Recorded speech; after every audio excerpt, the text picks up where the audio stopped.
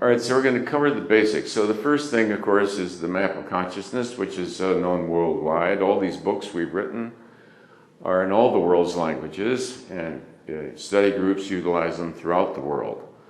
We've used it to solve international conflicts right on the edge of ballistic war, and nip that war in the bud only by knowing the absolute truth. So how to tell truth from falsehood is, of course, as Descartes said,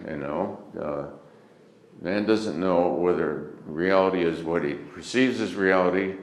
There's res interna, and then there's res externa, the world the way it is, or nature itself. And of course, Socrates, who's my favorite old teacher, said the same thing.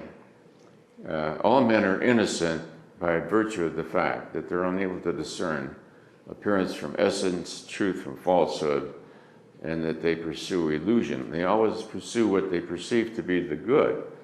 That helps us put in place then forgiveness, or Christ's statement that the only human error is one of ignorance, is the realization that because of limitation, people make errors, and the innocence of the child still resides within all of us, and that's why mankind is dupable and programmable, because like the child, the mind tends to believe everything that it hears.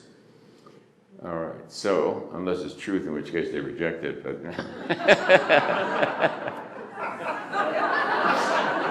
You'll omit that from you. You omit that one, okay.